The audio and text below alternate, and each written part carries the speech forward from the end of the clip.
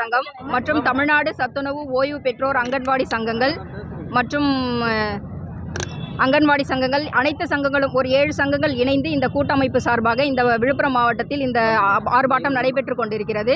இதில் நாங்கள் ஒரு 10 அம்ச கோரிக்கைகளை முன்னிறுத்தி நாங்கள் இந்த ஆர்ப்பாட்டத்தை நடத்திட்டு இருக்கோம். அதில் முதல் கோரிக்கை என்னன்னு கேட்டால், எங்கள் ஓய்வு பெற்றோர்களுக்கு மாதம் 6750 ரூபாய் குறைந்தபட்ச குடும்ப ஓய்வூதியத்தை தரணும். அதுவும் அகவிலைப்படியுடன் தரணும்.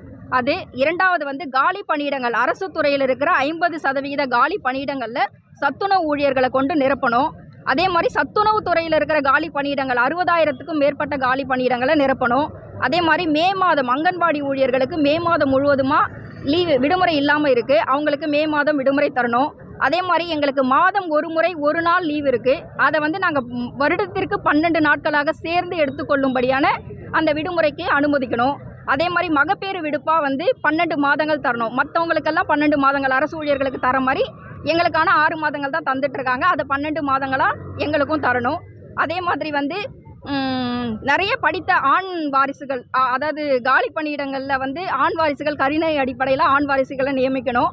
அதே மாதிரி ஆண் பொறுப்பாளர்களுக்கு எழுத்துரு பதிவாளராக அவங்களுக்கு பணி உயர்வு தரணும்.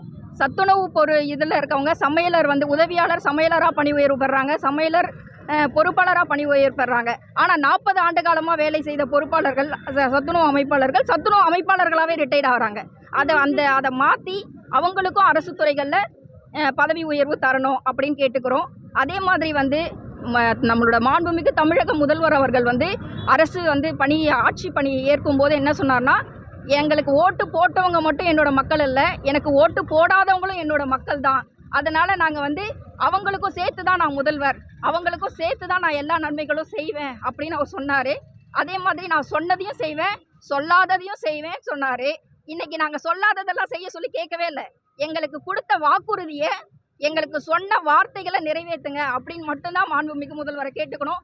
அவரை அவர் இந்த ஆர்ப்பாட்டத்துக்கும் அவர் செய்தி சாய்க்கலைன்னா நாங்கள் ஜனவரி 30ஆம் தேதி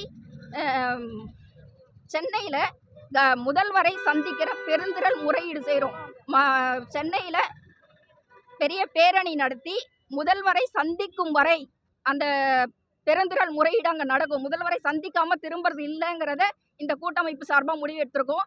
அதே மாதிரி பிப்ரவரியில் கால வரையற்ற வேலை நிறுத்தம், அதாவது சத்துணவு அங்கன்வாடி மையங்களை மூடிட்டு கால வரையற்ற வேலை நிறுத்தத்தை கூட்டமைப்பு சார்பாக முடிவு எடுத்திருக்காங்க. அதுக்குள்ளார முதல்வர் எங்களுக்கு ஒரு நல்ல அறிவிப்பை வெளியிடுவார் அப்படி கேட்டுக்கொண்டு விடைபெறுகிறேன். தமிழ்நாடு சத்துணவு ஊழியர் சங்கம் மாநில செயலாளர் ஜெயக்குமாரி.